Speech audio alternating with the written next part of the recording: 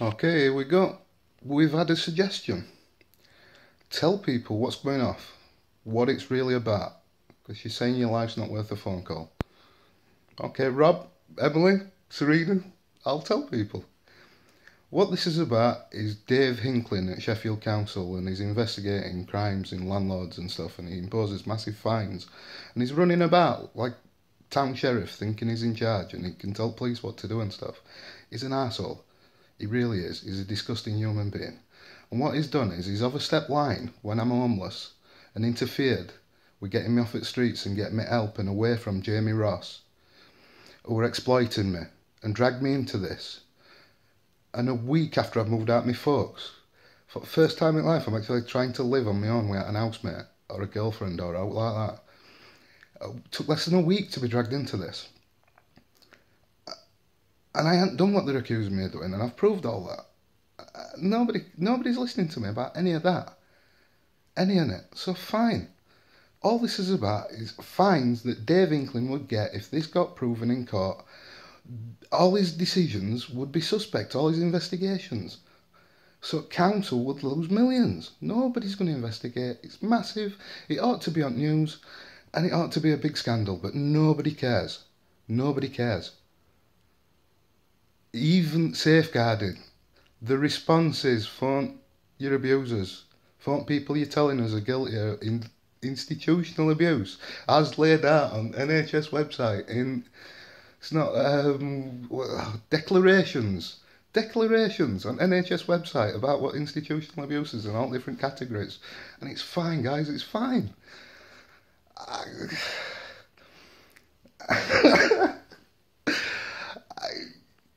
What do I do? What do I do? Who do I call? Who do I see? Who do I see?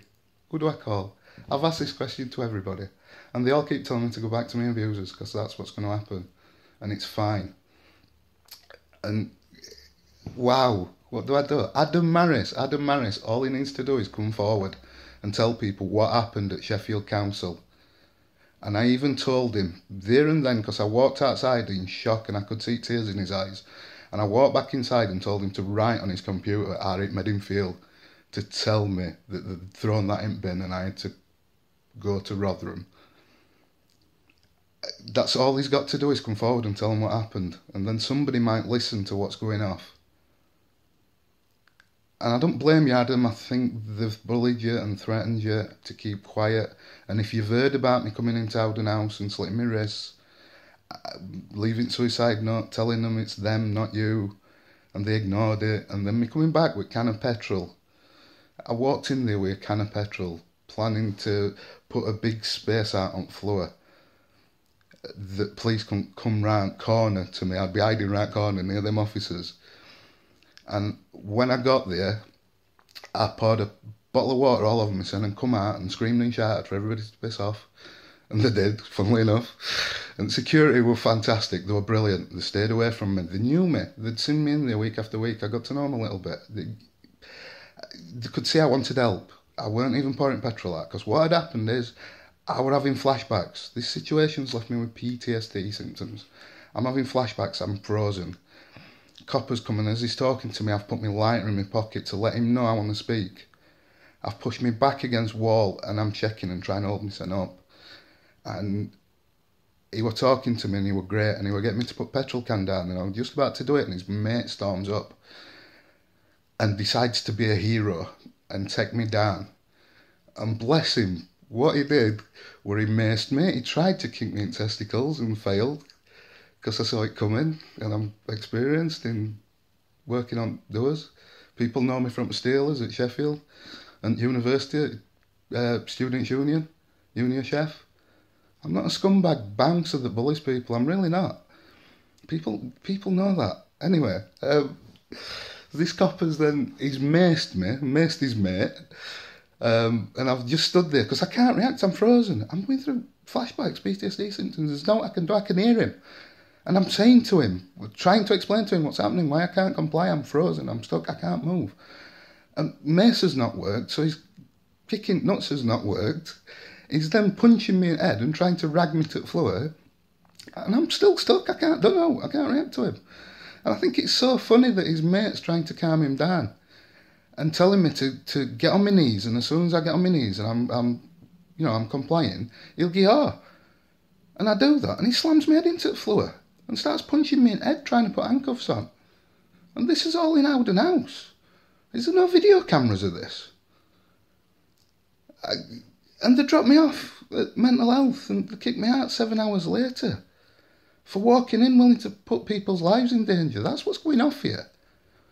And they're willing to ignore this because money it would cost them if this story comes out is astronomical. That's what my life's worth, not a phone call. That's just me being stupid.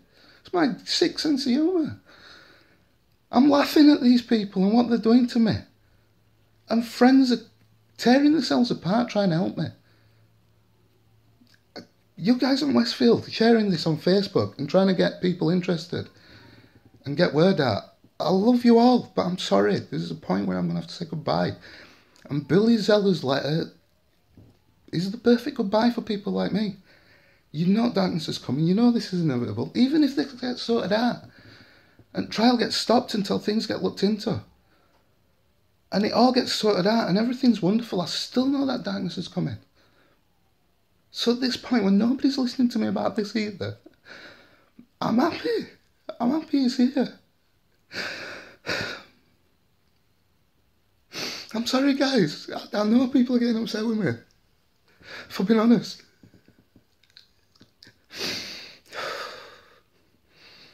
But people like Steve Pemberton, Dave Hickling, Alan Whittaker, Julie, whatever her face is, thought she was flirting. Oh my god, that was hilarious. She cheered me up that day. God, there's so many names, so many names. I could be talking about so many people. I just don't care. Sorry, Rob.